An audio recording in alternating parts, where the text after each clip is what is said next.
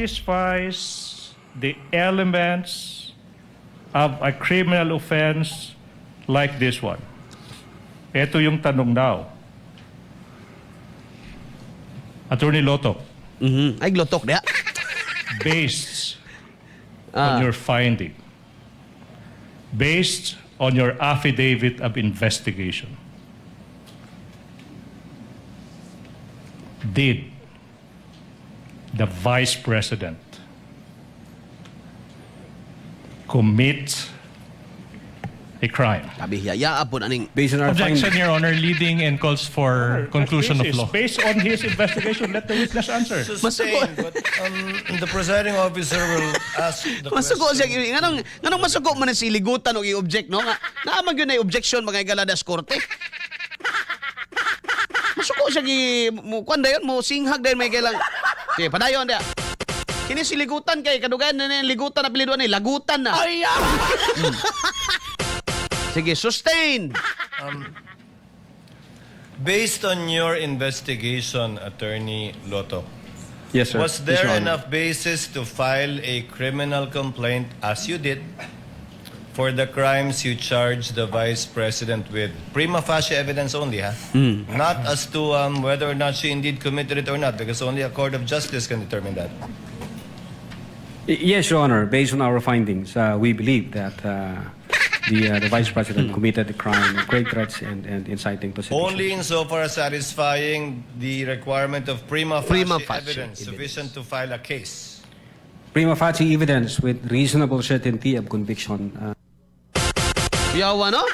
Prima facie evidence with reasonable certainty of conviction. Prima facie katong video. No mo naging nila mga igala mo nang gipangutana siya ni Escudero kung kanang inyong kaso, no? Nang ipakaso. Pero ang mo decide magud ana kung naabag yun siya magigala merito, no? Nga mo padayon as case mga kaigsuonan nasa korte. Mo bitaw nang na preliminary investigation. But ang nag-imbestiga magud dili court. Ligutan si Lutok. Si Lutok ang nag-imbestiga. Una nga giklaro mga higala ni Escudero nga base sa inyong investigasyon, not by the court, but katong ilang investigasyon nga prima facie, meaning nag-base sa video. Ang akong gipangita ba nga gusto ni nako mga higala nga i-present sa NBI, no, kay ilang ang gipanghadlok nga si Matibag day mo tindog dia, no? Hadlok mong Matibag,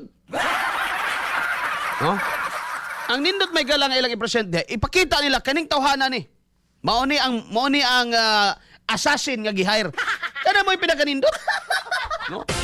Tinatanaw na to og ma-confirm ba ni BP Sara nga mao gid ni mao gid gi-hire gyud, no? Mao gid gi-hire nako. Oh. Kana may atong gipangita baga kay igsunan. Sige lang.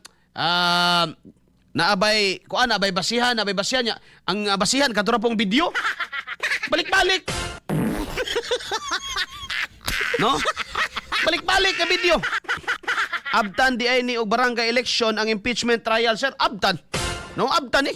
Pila kano sa man ang barangay election? November 2. Kalag-kalag. Oh. Abtan na. Ang kuan ni kulba anig maabtan pa nig sunod election. Duda ko maabtan pa ni kay 99 man nakabuok mga higala. Nakarehistro di ang witness. Unya pa sa naay witness bagay higala, dapat yun ang dunggon. No, kay mo man prinsipyo man may higala sa tong balaod.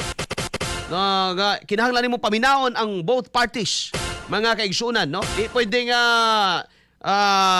di ka maminaw sa uban. Kamo mo na gabo diha, labi na kamong mga BBM loyalista. You also try to listen, no? Wa pa may witness gi-present diri mga higala in favor of the Vice President. No? You also have to listen, dili kay sige ra ingon diha nga gikawat ni BP Sara ang 125 million.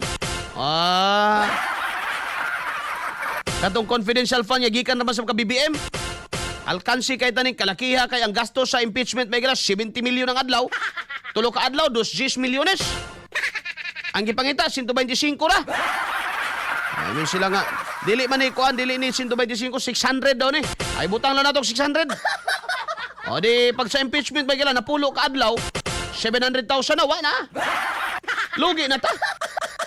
No? Kisa mga igalay nagsagubang, kisa nagantos. May man nagkwarta sa mga senador ang gibahin-bahin dagi. Bayad mga higala ng galastuhan nila dia. Gikan gyapon sa panudlanan sa tao. Gikan gyapon sa buhis mga higala ni Juan de la Cruz. Gikan gyapon sa buhis mga higala sa mga membro sa Aguanta Party List.